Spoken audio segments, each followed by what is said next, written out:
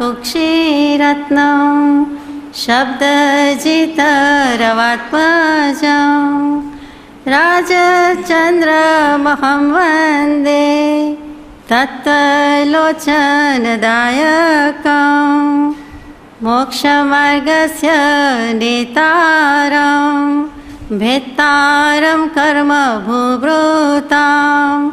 ज्ञातारं विश्वतत्त्वानां वन्दे तद्गुणलब्धये अज्ञानतिमिरान्धानां ज्ञानाञ्जनशलाकया नेत्रम् उन्मीलितं येन तस्मै श्रीगुरवे नमः। अहो श्रीराज प्रभु। सत्श्रुतने नमस्कार, असीम उपकारी आत्माने नमस्कार, तारक त्रिपुटीने नमस्कार, मावित्रोने नमस्कार, माविત્રો સમાન મુરબ્બીઓ, મુમુક્ષોને નમસ્કાર। પરમ કૃપાળુ દેવ પ્રણીત વચનામૃતજી, પત્રાંક 1, ક્રમાંક 1, પાન નંબર 2। આપણે યથાશક્તિ વિચારણા કરીએ છીએ, થોડું જલ્દી આગળ જઈએ।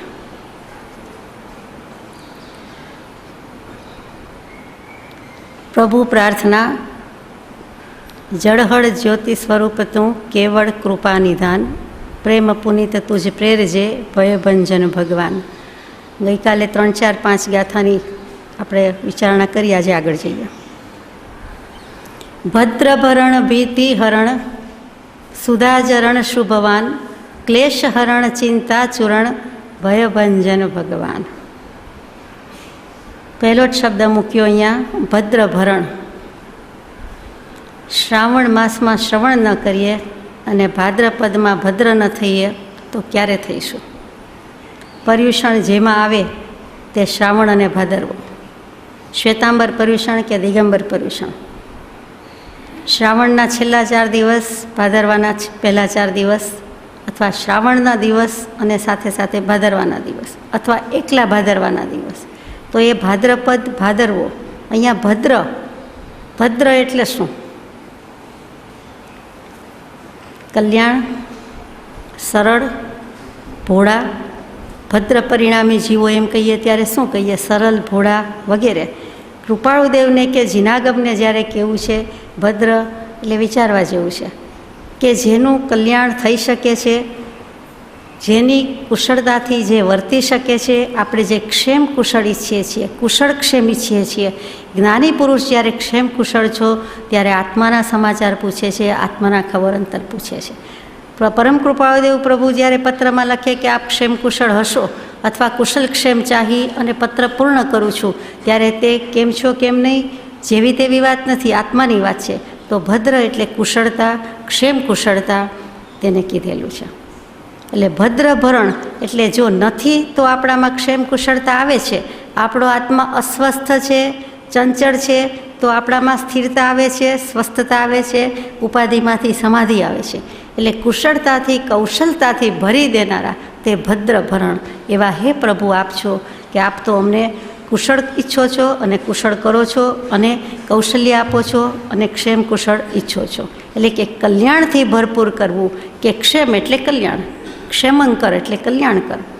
તો ક્ષેમ કુશળ કે કુશળ ક્ષેમ, એમાં કુશળ એટલે સારું, શુભ, અને ક્ષેમ એટલે કલ્યાણ।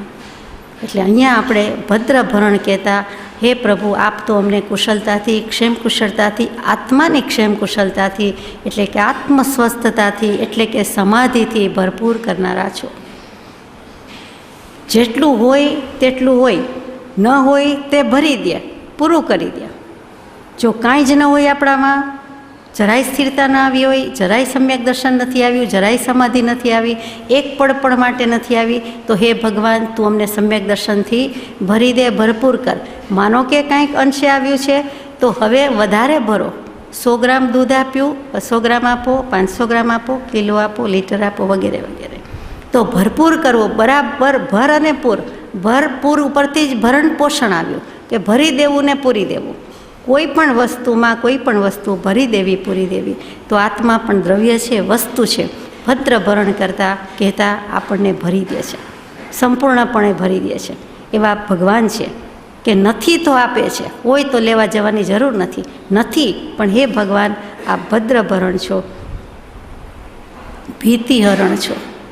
ભીતિ તીર્થંકર દેવ જ્યાં સુધી શાસનકાળ હોય એમ કહેવા કરતાં જ્યાં સુધી એમનું સહયોગી જીનપણું અયોગી જીનપણું એટલે કે એમની વિદ્યમાનતા પ્રત્યક્ષતામાં ઘણા કાળ સુધી ઘણા અંતર સુધી ઇતિ ભીતિ વ્યાપે નહીં. 7 પ્રકારની ઇતિ ભીતિ ઉપદ્રવ ભય હોઈ શકે નહીં. તો અહીંયા કહે છે કે ભીતિહરણ, અમને જે કોઈ ભીતિ છે, ડર છે, ભય છે, બીક છે એના તમે હરી લેનારા છો, એને દૂર કરનારા છો, એને લઈ જનારા છો. 7 પ્રકારના ભય પણ લઈ જનારા છો અને બીજા કોઈ પણ પ્રકારનો ભય ભીતિ ડર બીક અમને લાગે તેમ નથી. એવા હે ભગવાન આપની સમક્ષ હું પ્રાર્થના કરું છું. સુધાચરણ શુભવાન, સુધા સુષ્ઠુ ધીયતે પીયતે, સુષ્ઠુ શ્રેષ્ઠ, ઉત્તમ, ઉત્તમમાં ઉત્તમ વસ્તુ અને સારામાં સારી રીતે શ્રેષ્ઠમાં શ્રેષ્ઠ રીતે જે ઝરણ કરે છે, જે વહાવે છે, જ્યાંથી અમૃત જ વયા કરે છે, વેવડાવી દે છે તે સુધાચરણ શુભવાન. ત્યાં ઝેરની વાત નથી. વિલાસ વિષકડી કાળનું અમૃતમય થઈ જાય, યોગેશ્વર ગુરુ રાજના યોગ બળે પલટાય, વિલાસ વિષકડી કાળનું અમૃતમય થઈ જાય. પરમ પૂજ્ય બ્રહ્મચારીજીનો દોહરો છે, બહુ સુંદર અંજલિ આપી છે બુદ્ધામૃતજીમાં છે કે યોગેશ્વર આનંદગંધ યોગીરાજ બુદ્ધિસાગર સુરીજી અમારો આ યોગીરાજ, મહાવીર યોગી અમારો બીજો મહાવીર યોગી પરમ કૃપાળુદેવ, એ ભલે વિષમકાળમાં જન્મ્યા પણ વિલાસનું જે વિષ છે, વિષયોનું વિષ છે, એક પેલું વિષ છે સાપ વગેરેનું, એ તો એક ભવ રખડાવે, કદાચ આ ભવમાં દેહત્યાગ થઈ જાય તો થઈ જાય, પણ વિષયનું વિષ છે તો ભવોભવ રખડાવે છે. તો ભગવાન કેશને કહીએ છીએ કે સુધાચરણ શુભવાન, આપ તો અમૃતના કરનાર છો. આપણે ગાઈએ પણ છીએ તારી કરુણાનો કોઈ પાર નથી, મારું વિશ્વ અમૃત કરનારા, તારી કરુણાનો કોઈ પાર નથી. આપણે તો વિષના ભરેલા, આદિવ્યાધિ ઉપાધિના ભરેલા, વિભાવ પરિણતિથી ભરપૂર, પણ ભગવાન એને અમૃતમય કરે છે, સુધા વહાવડાવે છે. એટલે હંમેશા સુધા ઝર્યા કરે છે અને વળી સાથે સાથે વયા કરે છે, એટલે વેવડાવ્યા કરે છે, માટે ઝરણ શબ્દ મૂક્યો છે. બહુ વિચારીને આપણે વિચાર કરવો પડે છે. પરમ કૃપાળુદેવે તો સહજ સ્વભાવે ઝરણ લખી દીધું કે ઝર્યા કરે છે, અહીંયા નિત્ર્યા કરે છે નહીં, અહીંયા ટપક્યા કરે છે નહીં, અહીંયા વયા કરે છે નહીં, અહીંયા ઝર્યા કરે છે. એમ જ ઝરણું જેણે જોયું છે જીવનમાં કમસે કમ એકવાર, એને ખબર છે કે કેવી શિલામાંથી, કેવા કડક ખડક પથ્થર હોય એમાંથી ફૂટ્યું હોય. એવી જ રીતે આ ઝેરના ઢગલા કે પર્વતને ખડકમાંથી ઝરણું ફૂટ્યું હોય અને વહે જતું હોય, ધોધની જેમ લાગે, નાનું હોય કે મોટું હોય પણ આપણને એમ લાગે કે એક સરખું કેવું વયું જાય છે, કેટલું શુક્લ હોય, કેટલું શુભ્ર હોય, કેટલું શ્વેત હોય. જો એ ઝરણું આપણને મોહક લાગે છે, એ ઝરણું આવું લાગે છે, તો જ્યારે કૃપાળુદેવની વાણી અથવા એ અમૃતનું ઝરણું હોય એ કેવું લાગે? તો કે સુધાચરણ શુભવાન. અને કેવું છે? તો કે કલ્યાણનું કરનારું, મંગળનું કરનારું, શુભનું કરનારું છે. બુદ્ધિવાન, ધનવાન, અહીંયા ભગવાન કે શુભવાન. આપણે તો શુભવાન શબ્દ વાપરતા નથી. ધનવાન, લક્ષ્મીવાન, બુદ્ધિવાન એવા બધા વાપરીએ છીએ. કેમ કે આપણે ભગવાન કહીએ છીએ તેમાં વાન આવી જાય છે, એટલે વિશેષ કાંઈ કહેવાનું રહેતું નથી. ત્યાર પછી મૂક્યું ક્લેશ હરણ ચિંતાચરણ ચૂરણ. ક્લેશ ન હરનારા છે. ક્લેશ કોને કહેવાય? આપણને કોઈ કહે કે તમે ક્લેશ કરો છો કે તમે ક્લેશી છો તો આપણને ગમે ખરું? પર્યુષણ જેવા દિવસ સવારથી ઉઠીને કે ઊંઘમાં પણ જ્યારે જરાય ક્લેશ વિચાર્યો નથી, કોઈ સાથે ક્લેશ કર્યો નથી, અને કોઈ કહે કે ક્લેશ કરો છો, ભગવાન જેવો ભગવાન કહે, પરમ કૃપાળુદેવ કહે, તો પણ આપણે કહીએ કે અમે આજે તો ક્લેશ કર્યો નથી, અથવા એવા તો ક્લેશી નથી. પણ ભગવાન કહે છે કે બહુ વખત સુધી જીવ ક્લેશિત છે. ક્લેશ એટલે ઝઘડો, ટંટો, ક્લેશ, કજિયો, એ બધા સાધારણ અર્થ છે, પણ વધારે સારો અર્થ આગમની દૃષ્ટિએ, ભગવાનની દૃષ્ટિમાં શું છે? તો કે રાગદ્વેષ છે એ પણ ક્લેશ છે. એટલે જ્યાં સુધી વિતરાગતા નથી ત્યાં સુધી કોઈ ક્લેશી કહે તો માનવું જ પડે, કોઈ કશાઈ કહે તો માનવું જ પડે, સ્વીકારવું જ પડે કે છીએ જ, માત્ર ક્ષમાપનામાં છીએ એમ નહીં. એક મુમુક્ષુ બીજા મુમુક્ષુને કહે તો પણ સ્વીકારીએ જ છૂટકો કે એમ જ છે. એટલે તો સામસામે છીએ, જન્મ મરણના ફેરા ટળ્યા નથી. કંઈક આડું આવી ગયું છે, કંઈક ભૂલ કરી છે, એટલે તો હજુ દેહ છે, જન્મ મરણ છે. તો ક્લેશ કહેતા પતંજલિ ઋષિ થઈ ગયા, એ યોગ દર્શનમાં કહે છે. કૃપાળુદેવ પણ વારંવાર ક્લેશ શબ્દ યોજે છે, એટલે વિચારવાનું મન થાય કે રાગ દ્વેષ એ તો ક્લેશ છે જ, પણ અવિદ્યા, અસ્મિતા અને અભિનિવેશ એ પણ ક્લેશ છે. અવિદ્યા શું? તો કે વિદ્યા તો એક જ, આત્મવિદ્યા, આત્મજ્ઞાન. સા વિદ્યા યા વિમુક્તય આપણને સુવાક્ય આવતું નોટબુક પર, ટેક્સ્ટબુકમાં, ગમે ત્યાં સા વિદ્યા યા વિમુક્તય, ત્યાંથી જ લક્ષ્ય કરાવ્યો છે સ્કૂલમાં આપણને કે વિદ્યા તો તે જ કે જે મોક્ષે લઈ જાય, જે વિમુક્તિ અપાવે, મોક્ષે લઈ જાય તેનું જ નામ વિદ્યા. બાકી એકેય વિદ્યા નથી. બાકી જે ભણતર છે તે બધી અવિદ્યા છે, અજ્ઞાન છે. ગમે તેટલી ડિગ્રી, ગમે તેટલા બિરુદ, ગમે તેટલી ઉપાધિ, ઉપાધિ જ છે. ડિગ્રીનો ગુજરાતી ઉપાધિ બહુ સારો શબ્દ છે. એ બંડલ ભરીને ઢગલા બંધ ઉપાધિ જ લાવે છે. એ એકમાંથી બીજામાંથી ત્રીજું એમ નોતર્યા કરે છે, નોતરા આપતી જાય છે. એ ડિગ્રી છે. અને અહીંયા કહ્યું કે આત્મવિદ્યા કે આત્મજ્ઞાન એ સાચામાં સાચી વિદ્યા. જ્યાં સુધી આત્મજ્ઞાન નથી, સમ્યક દર્શન નથી, ત્યાં સુધી બધું જ અજ્ઞાન, બધી જ અવિદ્યા છે. આત્માનું ભણતા ભણતા પણ આત્મજ્ઞાનની પ્રાપ્તિ ન થઈ તો એ અવિદ્યા છે. જો હોય પૂર્વ ભણેલ નવ પણ જીવને જાણ્યો નહીં, ત્યાં સુધી મોક્ષ નથી, મોક્ષનો માર્ગ હાથમાં આવ્યો નથી, જ્ઞાનની પ્રાપ્તિ થઈ નથી. નવ પૂર્વ એટલે શું?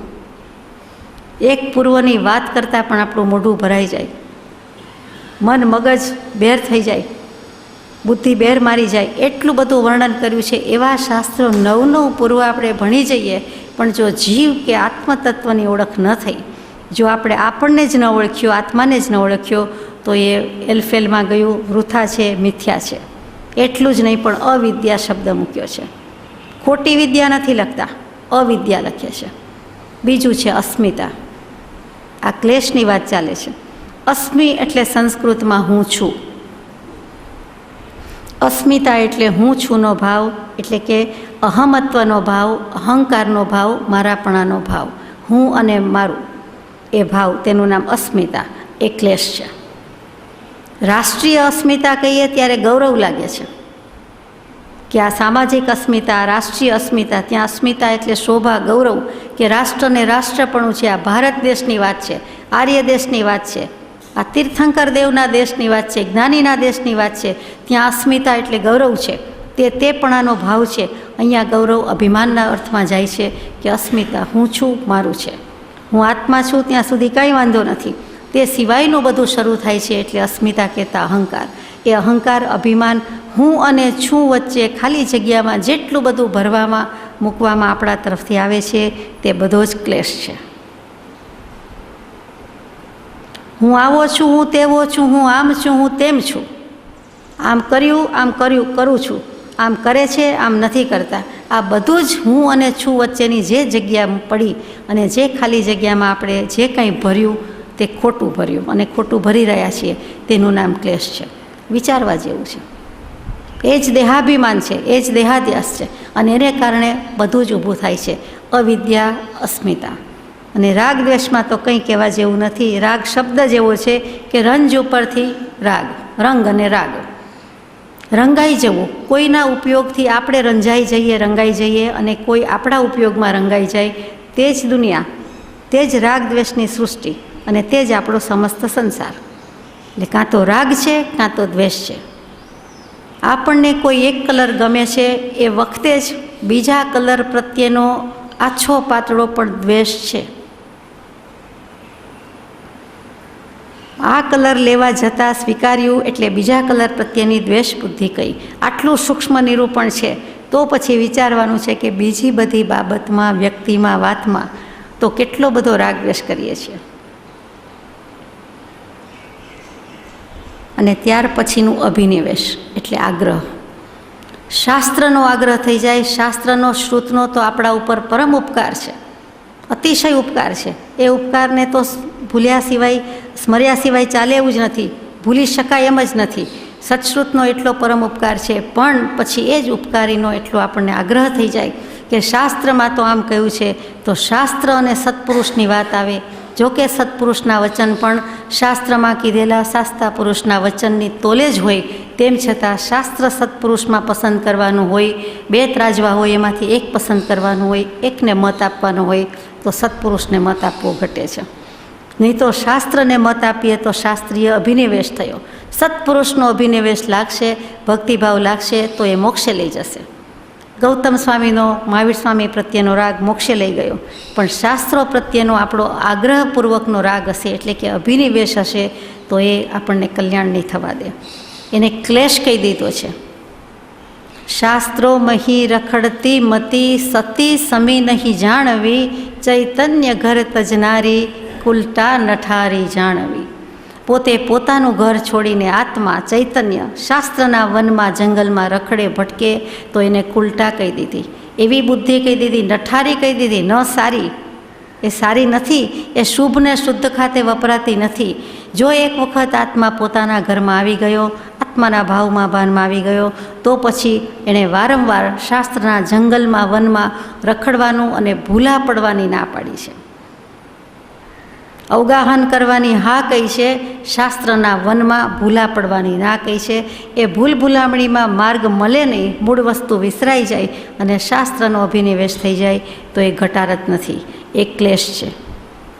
એટલું જ નહીં, પણ ભાગ્યે જ ક્યાંક વાંચવા સાંભળવામાં આવે એવી વાત કે અભિનિવેશ એટલે આગ્રહ ઉપરાંત બીજું પણ છે, મરણના વારણનો આગ્રહ, મરણના નિવારણનો આગ્રહ. મરવાનું છે ખબર છે, તેમ છતાં મરણ દૂર જાય એ પણ તથ્ય છે કે મરણ દૂર જઈ શકતું નથી, પણ તેમ છતાં જેટલું સારી રીતે જીવાય, જેટલું આયુષ્ય હોય એટલું જ જીવવાનું છે, પણ સારી રીતે જીવાય એટલે આપણે જે મરણ ન આવે અથવા તો હમણાં ને હમણાં ન મરી જવાય માટે આપણે જે કંઈ એના વારવાનો, નિવારવાનો, અટકાવવાનો પ્રયાસ કરીએ છીએ. કેટલાકને પ્રશ્ન થશે કે તો શું સારવાર ન કરવી, શુશ્રૂષા ન કરવી, સાર સંભાળ ન લેવી, એ પણ એક સાધન છે. દેહ છે તો બધું થાય છે. એ સાધન પાસેથી બને તેટલું વધુમાં વધુ કામ લઈ લેવાનું છે ભક્તિ વાંચનનું, એટલે આપણે કરીએ છીએ. પણ જો આગ્રહ હોય કે હું તો નહીં જ મરું, મારે નથી જ મરવું, થાય તે ઉપાય કરો, તો ત્યાં અભિનિવેશ છે. જેટલું એને દૂર ઠેલીએ છીએ, સામેથી બોલાવવાની વાત પણ નથી, પણ દૂર ઠેલવાનો પ્રયાસ કરીએ છીએ તો એ પણ ત્યાં અભિનિવેશ છે. કેમ કે એ ક્લેશ છે. એટલે ક્લેશ શું થયું તો કે અવિદ્યા, અસ્મિતા, રાગ, દ્વેષ અને અભિનિવેશ, આ 5 ક્લેશ છે. અને સંક્લેશ શું છે તો કે હું, મારું, છે, નથી, એ ઇત્યાદિક બધા સંકલ્પો થાય છે, વિકલ્પો થાય છે.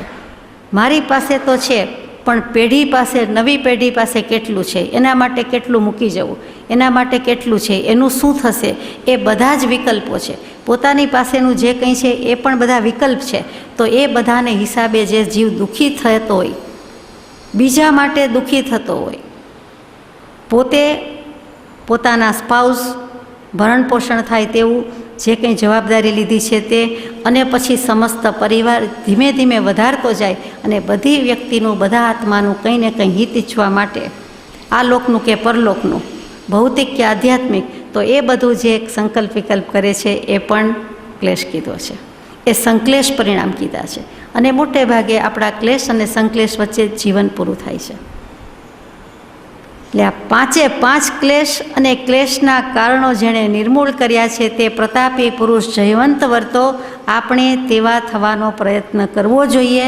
એટલું સ્પષ્ટ, સુરેખ, સીધું કૃપાળુદેવ કોઈક જ પત્રમાં લખે, 80મા પત્રમાં આ વસ્તુ લખી છે કે ક્લેશના કારણો જેણે નિર્મૂળ કર્યા છે. બીજી પણ 5-6 વસ્તુ લખી છે. તે પ્રતાપી પુરુષ જયવંત વર્તો, એમ એક મહાવીર એટલે કે બીજો મહાવીર પહેલા મહાવીરને યાદ કરીને અંજલિ આપે છે અને પછી લખે છે આપણે તેવા થવાનો પ્રયત્ન કરવો જોઈએ. તો આપણે રાગ દ્વેષ છોડો એમ નહીં, પણ આ બધા જ ક્લેશ થાય છે નાની મોટી વાતમાં, નાના મોટા પ્રસંગે, સમયે. તો આ ક્લેશનો હરનારો છે હે ભગવાન. પ્રાર્થના કરીએ છીએ એટલો સમય તો બધું જ ભૂલી જઈએ છીએ, બધાને ભૂલી જઈએ છીએ. આ તો એના અર્થ સમજવામાં આપણે બધાને યાદ કર્યા. બાકી હું કોણ અને બધા કોણ, બધા ક્લેશના કારણ, ક્લેશના નિમિત્ત જોઈતા નથી, ખપતા નથી. પ્રાર્થના કરીએ છીએ કે હવે આ ક્લેશ ન હજો, ક્લેશનું કારણ ન હજો, એટલે કે જન્મ મરણ ન હજો. સંસાર જ જોઈતો નથી, સંસારનું સ્વરૂપ જોઈ લીધું. સંસારની ભાવના ભાવવાની જરૂર રહેતી નથી. આપણે આ સંસારમાં, આવડા સંસારમાં શું નથી જોયું? એક અપેક્ષાએ એકેય દુઃખ જોયું નથી. કૃપાળુદેવ લખે, તમે અમે કંઈ દુઃખી નથી. રામના 14 વર્ષનો વનવાસ, પાંડવના 13 વર્ષનો વનવાસ કે ગજસુ કુમારના ધ્યાનની એક પળ પણ નથી, તો આપણે સુખી જ છીએ. પણ જ્યારે આ અપેક્ષાએ લેવાનું છે ત્યારે એમ જ થાય કે દુઃખી જ છીએ. ક્લેશ ને ક્લેશ જ છે. તો ક્લેશના હરનારા એવા ભગવાનને પ્રાર્થના કરીએ છીએ. ચિંતાચૂર્ણ. આમ તો ચિંતા કરીએ તેવા નથી, પણ ચિંતા થઈ જાય છે. ચિંતા તો એક જ વસ્તુની કરવા જેવી છે કે મારો મોક્ષ ક્યારે થશે. અનંતા સિદ્ધ ભગવાન મારી પહેલાં મોક્ષે જઈને બિરાજ્યા, હું પાછળ રહી ગયો. અનંતકાળના પરિભ્રમણમાં કોઈક વખત તો કોઈક ભગવાન સાથે હસ્યા રમ્યા, બોલ્યા હશું, રહ્યા હશું, ઉછર્યા હશું, કાંઈક ને કાંઈક તોફાન મસ્તી કર્યા હશે, અથવા એમનો દેશના સાંભળી હશે, પણ કેમ લક્ષ થતો નથી. અને એ બધા આગળ અને આપણે રહી ગયા, આપણે પાછળ. તો એવી કઈ ભૂલ રહી ગઈ, એવું કૃપાળુદેવ જેવાને થયું તો આપણને થાય એમાં નવાઈ નથી, થવું જ ઘટે. તો એની એક આત્મચિંતના, એક આત્મચિંતા, એક આત્મચિંતન, તે પણ મોટું આત્મચિંતન છે કે મારું પરિભ્રમણ કેમ સમાપ્ત થાય, સમાપ્તિને પામે. એક ચિંતા, એક ઝૂરણા, એની તો ભગવાને છૂટ આપી 195માં પત્રમાં. ના નથી કહી. તો ચિંતાચૂર્ણ એટલે સમગ્રતયા બધી જ ચિંતા લઈ જાય, કાંઈ પણ વિચાર કરવો જ ન પડે. મોક્ષ શું ને, આત્મા શું ને, પાંચમારો શું ને, ચોથવારો શું ને, સત્સંગ શું ને, ભક્તિ શું, કાંઈ વિચાર જ ન કરવો પડે. એવો એક સામટો, એક ભવે ક્યારેક વિચાર કરી લઈએ, પછી પૂર્ણ થઈ જાય એવી આપણે ભાવના ભાવીએ છીએ. તો ચિંતાના ચૂરનારા છે. ચિંતાને ચૂરે ચૂરો કરીને, ભૂકે ભૂકો કરીને કોણ લઈ જાય છે? તો કે ભગવાન. ભગવાનના બોધ સિવાય કોઈ બીજો ઉપાય નથી. હણે બોધ વિતરાગતા અચૂક ઉપાય, આમ અચૂક ઉપાય આ જ છે, અને આપણે પણ ચૂકવા જેવો નથી. એ બોધ વિના કંઈ થતું નથી. સત્પુરુષના બોધ વિના કાંઈ જ થઈ શકતું નથી. સત્પુરુષની કૃપા જોઈએ, તેમ સત્પુરુષનો બોધ જોઈએ. ભયભંજન ભગવાન. આ બધા ભયને ભાંગી નાખનારા, ભૂકા કરી નાખનારા, ચૂરે ચૂરા કરી નાખનારા એવા હે ભગવાન આપ છો. અવિનાશી અરિહંત તું, એક અખંડ અમાન, અજર અમર અણજન્મ તું, ભયભંજન ભગવાન. આપણે વિનાશી કે આપણે અવિનાશી? આપણે આત્મ અપેક્ષાએ અવિનાશી, દેહ અપેક્ષાએ વિનાશી. આત્મા દ્રવ્ય નિત્ય છે, પર્યાયે પલટાય. હે ભગવાન, તમે અવિનાશી તો અમે થોડાક તો અવિનાશી જ છીએ. આત્મ અપેક્ષાએ તો અમે પણ અવિનાશી છીએ, તુજ મુજ એક જ છે. પણ તમે દેહ સમસ્ત પર્યાય છૂટી ગઈ. હવે પર્યાય લેવા જેવું રહ્યું નહીં, દેહ ધારણ કરવા જેવો રહ્યો નહીં. એટલા માટે આપને હવે કોઈ પર્યાય નથી. કોઈ દ્રવ્યત્વની જ વાત આવે, ધ્રુવત્વની વાત આવે, નિત્યત્વની જ વાત આવે, કોઈ અનિત્યત્વની વાત આવતી નથી. અમારે પણ એવું કરવું છે. તો હે અવિનાશી, હે અરિહંત. અરિહંત તો શબ્દ જેટલો વિચારીએ તેટલો થોડો.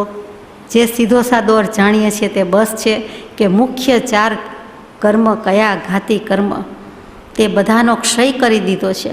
એમાં ક્રોધમાન માયાલોભ તો આવી જ ગયા, અંતરંગ શત્રુ તો આવી જ ગયા, તેને હણી નાખ્યા છે, ક્ષય કરી નાખ્યો છે. અને વિભાવ પરિણતિ, રી સ્વભાવ, અરી વિભાવ, તો કે વિભાવને જેણે હણી નાખ્યો છે. તેવા એ અરિહંત ભગવાનને કેટલી આત્મીયતા, નિકટતા લાગે છે.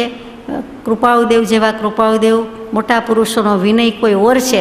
અહીંયા પરમાત્મા સાથે એકદમ આત્મીયતા છે, નિકટતા છે. પોતે જ પરમાત્મા, તો એ પોતે પોતાને સંબોધન તું કર્યું છે, અહીં તમે કર્યું નથી. આ બધી ગાથામાં, શરૂઆતની ગાથાઓમાં બધે જ તું સંબોધન છે. કૃપાળુદેવે પ્રાર્થનામાં લખ્યું, અવિનાશી અરિહંત તું. આટલી નિકટતા વેદાય છે.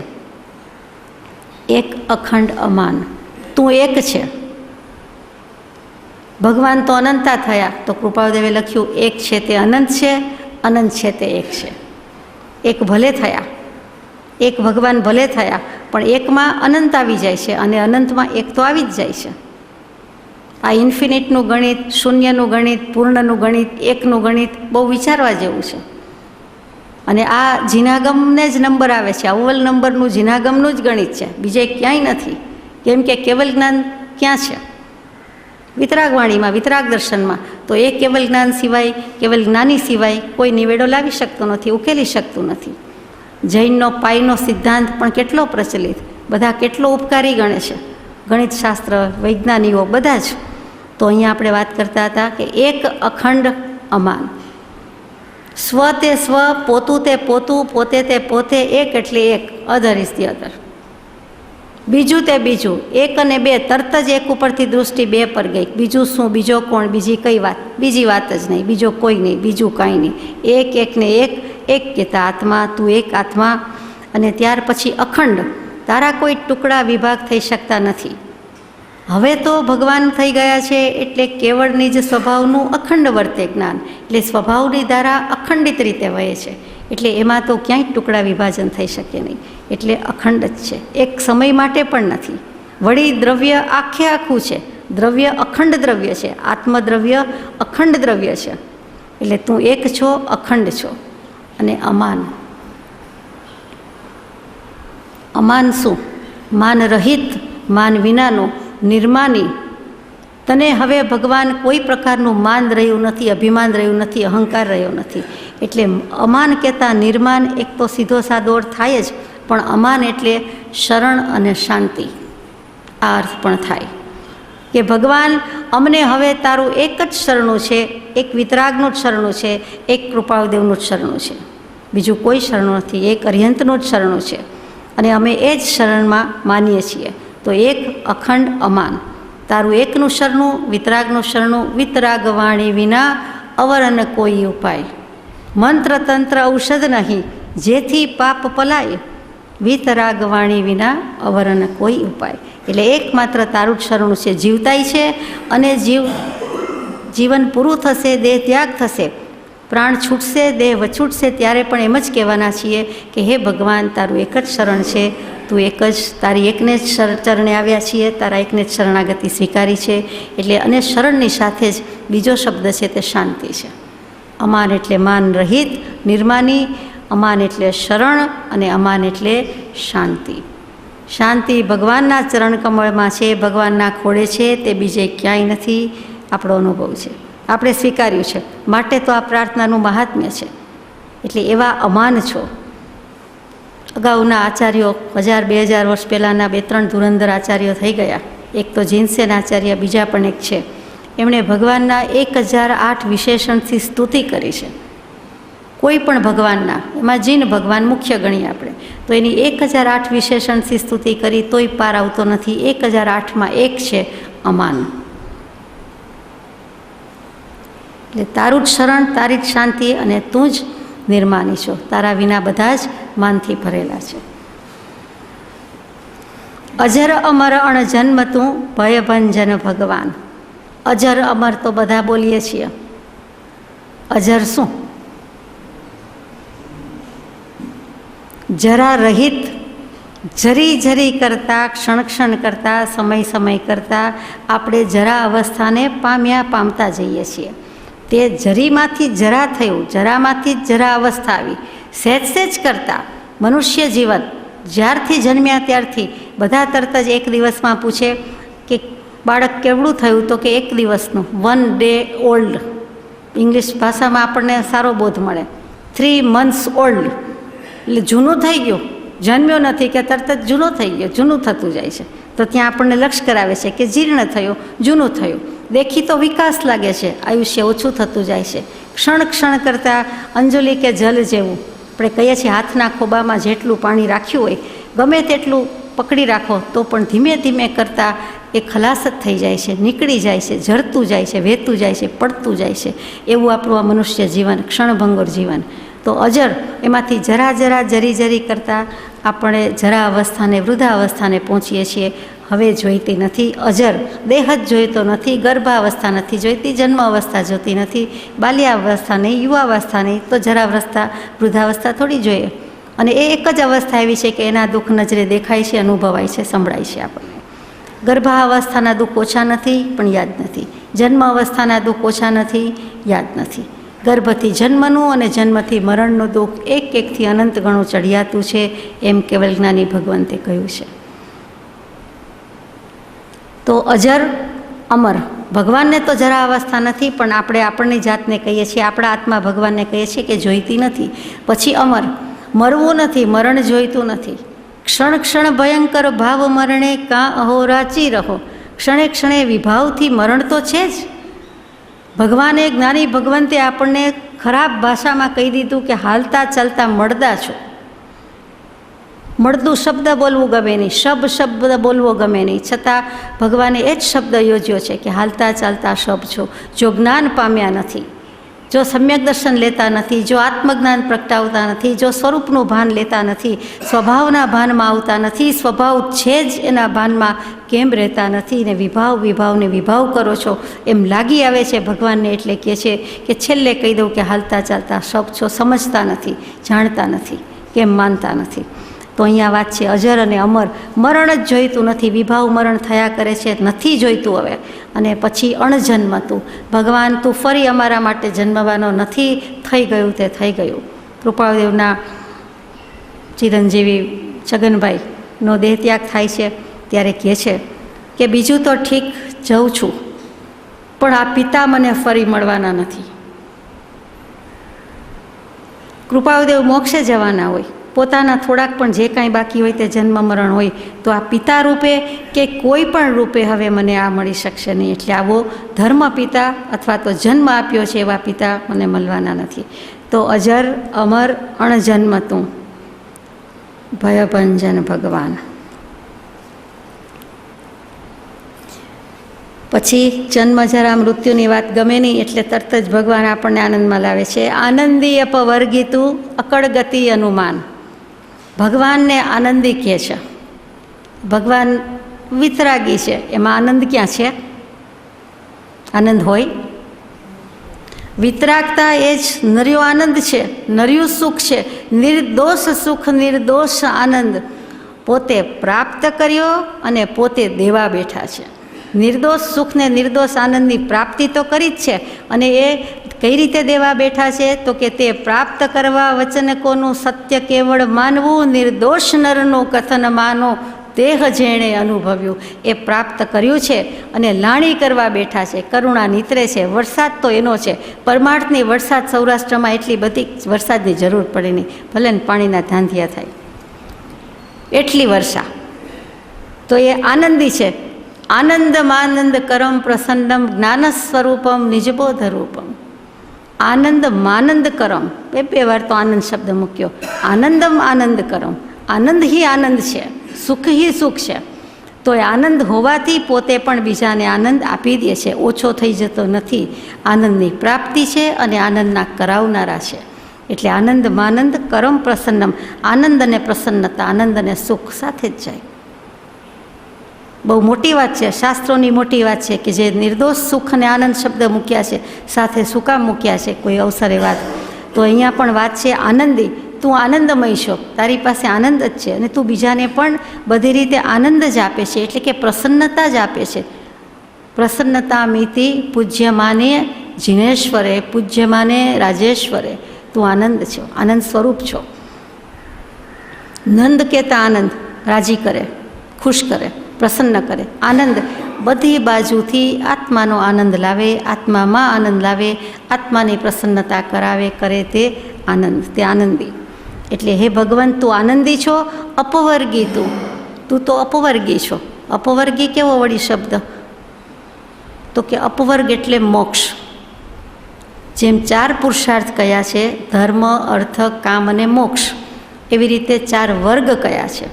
આપણે ક્લાસ કહીએ તેને વર્ગ કહીએ. કયા ક્લાસમાં બેઠો છે, કયા ક્લાસરૂમમાં બેઠો છે, કયો વર્ગ. એક વર્ગ એટલે સ્ક્વેર કહીએ, 5 × 5 = 25, 7 × 7 = 49. અહીંયા વર્ગ એટલે એ જ્યાં ભણતા તે વર્ગ નહીં, ખંડ નહીં, ઓરડો નહીં. અહીંયા વર્ગ એટલે સ્ક્વેર કહીએ છીએ, રૂટ કહીએ છીએ, વર્ગમૂળ કહીએ છીએ, તે કાંઈ નહીં. તો અહીંયા વર્ગ એટલે કયો? તો કે કખ ગગ અંગ, ચછ જજ યંગ, ટઠ ડઢ હણ, પફ બભમ, એ બધા વર્ગ કહેવાય, એ વર્ગ કહેવાય. પહેલાં 5 અક્ષરનો એક વર્ગ કહેવાય. ક વર્ગ એટલે ક ખ ગ ઘ ङ એમ કહેવાય. તો એવી રીતે અપવર્ગ એટલે શું છે? તો કે મોક્ષ કેવો છે. 3 વર્ગમાં શું આવે? તો કે મોક્ષ સિવાયની 4 ગતિમાં જે જવાનું આવે તે બધું 3 વર્ગમાં આવે. આ વેદાંતને માન્ય છે, વિતરાગવાણીને માન્ય છે. એટલે અપવર્ગ શબ્દ યાદ રાખતા મોક્ષ. અ પછી બાજુમાં ડેશ કરો, હાઇફન કરો, પછી પ વર્ગ. પ વર્ગ એટલે ગુજરાતીના વ્યાકરણની દૃષ્ટિએ શું આવ્યું? તો કે પ ફ બ ભ મ. તો મોક્ષ કેવી રીતે થાય? સંસાર મટી જાય તો. સંસારનો પ્રતિપક્ષી મોક્ષ. તો દેહાદિક સંબંધો છે એમાં પ ફ બ ભ મ સિવાય એકેય સંબંધો આવે ન આવે. પ કહેતા જ પિતા, પિતામહ, પતિ, પુત્ર, પુત્રી બધું જ આવે. જેટલી પેઢી આગળ લગાવી દેવી હોય તે પ્ર લગાડી દઈએ અને પછીની પેઢીમાં તે પૌત્ર આગળ પ લગાડી દઈએ. તો ત્યાં પ વર્ગનો વાત આવી ગઈ. એટલે પમાં બધું આવી ગયું. પિતા, પતિ, પુત્ર, પુત્રીથી માંડીને અગાઉના બધા આવી ગયા, આગલા પછીના બધા આવી ગયા. પછી ફમાં શું આવે? તો કે જે નામ ગોખાઈ ગયું છે, જે જિંદગીભર એમ થાય કે હું કોણ, તો આપણું નામ જ યાદ આવે, બીજું કંઈ નહીં. દેહને આપેલું નામ, આત્માને આપેલું નામ તે ફૈબા અને ફુવાશ્રી એ યાદ આવે. ફમાં બીજું કોઈ આવતું હોય એવું મને યાદ આવતું નથી. પછી બમાં કોણ આવે? તો કે બા, બાપુજી, બેન બનેવીથી માંડીને જેટલું આવતું હોય તે બમાં આવે. ભમાં ભાઈ, ભાભી, ભત્રીજા, ભત્રીજી, ભાણેજ, ભાણેજવરથી માંડીને બધું જ આવે. મમાં મામા, મામી, માસા, માસીથી માંડીને બધું આવે. કાંઈ બાકી રહ્યો કંઈ સંબંધ? પફ બભ મમાં લગભગ બધું આવી ગયું.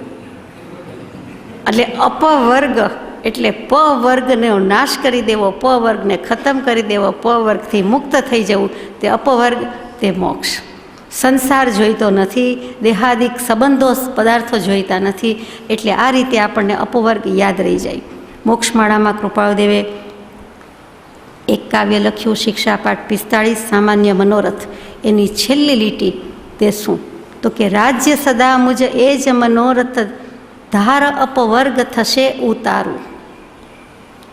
રાજ્ય, રાજચંદ્ર પોતાને સંબોધીને લખે છે. રાજ્ય, હે મનોરાજ્ય, હે આત્મા, અને પોતાને કહે છે હે રાજ્યચંદ્ર, હે રાજચંદ્ર. સદા મુજ એ જ મનોરથ. શ્રાવકના 3 મનોરથ હોય, એમાં મારો પણ એક મનોરથ આ જ છે. ધાર, હું અવધારું છું, હું નિશ્ચય કરું છું, હું નિર્ધાર કરું છું કે હું થશે અપવર્ગ ઉતારું. હું મોક્ષ માર્ગનો, મોક્ષના રસ્તાનો, મોક્ષના પથનો ઉતારું થઈશ, પથિક થઈશ, મોક્ષની ગાડીનો પેસેન્જર થઈશ, મોક્ષના પ્લેનનો પેસેન્જર થઈશ. ત્યાં ઉતારું એટલે આપણને સામાન્ય લાગે કે ઉતરનારા બધા ઉતારું. માથે મીંડું હોય તો સામાન ઉતરાવું, આ વસ્તુ લાવવું, ઉપરથી ઉતારું, તે ઉતારું. અને મીંડું ન હોય તો ઉતારું એટલે પેસેન્જર, પથિક, મુસાફર. અહીંયા ભગવાન મોક્ષ માર્ગનો મુસાફર છે, પથિક છે. શું કામ? તો કે ઉતારું, ઉત્કૃષ્ટપણે તારી દઉં, ઉત્કૃષ્ટપણે તારે તે મોક્ષ, એ નામ ઉતારું. આપણે દેવવંદનમાં કહીએ છીએ ઓમ નમોસ્તુ, જય ગુરુદેવ, શાંતિ. પછી પરમ તારું કહીએ છીએ. તે તારું શું? પરમ તારક, ઉત્કૃષ્ટપણે તારક છે, તારી દે છે તે. તો અહીંયા ઉતારું એટલે ઉત્કૃષ્ટપણે તારી દેનારા તે ઉતારું. એટલે ધાર સદા મુજે જ મનોરથ, થાશે અપવર્ગ ઉતારું, મોક્ષનો ઉતારું. ભગવાનનો લક્ષ્ય ક્યાંય બીજે છે નહીં, મોક્ષ ને મોક્ષ. એટલે અહીંયા પણ આપણને કહી દીધું, આનંદી અપવર્ગી તું, હે ભગવાન તું મોક્ષે ગયેલો છે, તું મોક્ષિત છો, મોક્ષગામી નહીં, મોક્ષમાં બિરાજમાન છો. કૃપાળુદેવ જે પ્રાર્થના લખી છે, કરે છે, તે મોક્ષગામી છે. અને જે ગયા છે તે મોક્ષિત, મોક્ષે ગયેલા છે, એટલે અપવર્ગી છે. અકળ ગતિ અપમાન અનુમાન.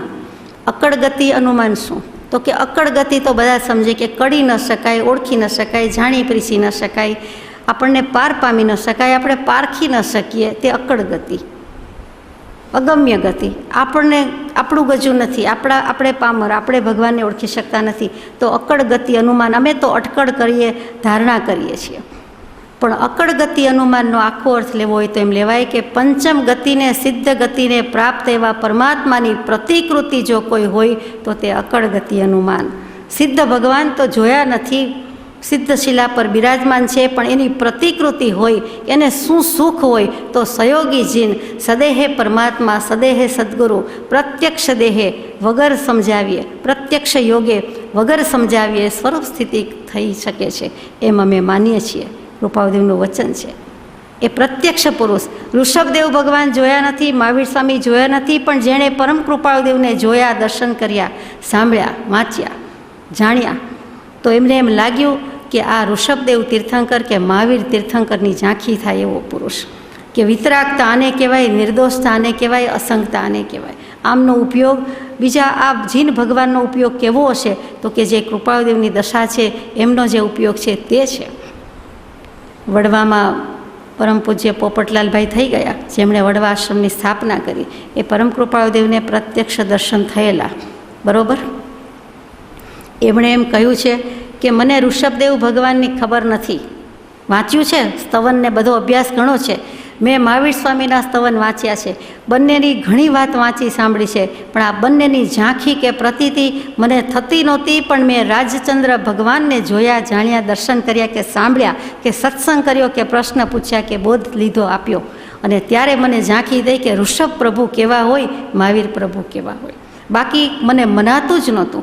ઘણો અભ્યાસ, ઘણો સ્વાધ્યાય, પણ ભગવાનને જોયા પછી, કૃપાળુદેવને મળ્યા પછી તીર્થંકરત્વની, દેવત્વની, ભગવાનનું પ્રભુપણું કે વિભુત્વ ક્યાં રહેલું છે, પ્રભુની પ્રભુતાઈ ક્યાં છે, એ જો ભાન કરાવી દઈએ તો એથી વધારે કલ્યાણ શું હોય, એથી વધારે રૂડું શું હોય.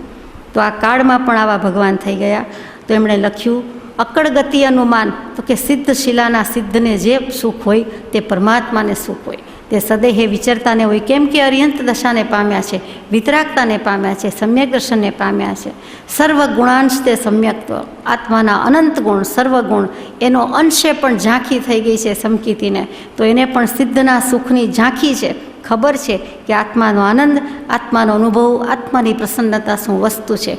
અને એથી કરીને કહે છે કે અકળ ગતિ અનુમાન, આ પંચમ ગતિને, સિદ્ધ ગતિને પ્રાપ્ત એવા અકળ વિકળ અગમ નિગમ ભગવાનની વાત ખબર પડે એમ નથી, પણ અનુમાન છે, અટકળ છે, એની આ પ્રતિછાયા છે, છાયા છે. એવો હે ભગવાન, હવે તારું બિરુદ જેવું તેવું નથી. તારી પાસે આટલું આનંદ, તારી પાસે આટલું સુખ, અને તારી આવી ગતિ ને તારી આવી મતિ તો હોય જ, અને તારી આવી સુખની લહેરખી છૂટે છે. તો હે ભગવાન, આશીષ અનુકૂળ આપજે ભયભંજન ભગવાન. હવે શીશ મૂક્યું છે મારું, શીશ ને તારી આશીષ. મસ્તક મૂક્યું છે તો હવે તમારા માથાની બદલે હાથથી આશીષ આપવાની છે, હૃદયથી આશીષ આપવાની છે, હેતથી આશીષ આપવાની છે, અનુકૂળ આશીષ. ભગવાનને આદેશ આપે છે કૃપાળુદેવ. એટલે હવે આપણે પ્રાર્થના કરીએ તો આપણે કૃપાળુદેવને કહીએ છીએ કે અમી ભરેલી નજરું રાખો.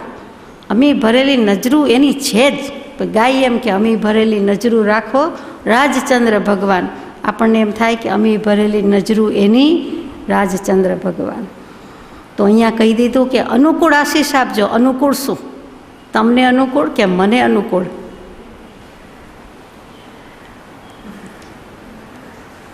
મને બંધ બેસતી આશીષ આપજો, યથા યોગ્ય બંધ બેસતી. અનુકૂળનો એક અર્થ બંધ બેસતી, મને ફિટ થાય તેવી, મને સૂટ થાય તેવી, મને ભાવે તેવી, મને ફાવે તેવી, અને આપને પણ ફાવે તેવી, ભાવે તેવી, અનુકૂળ હોય તેવી.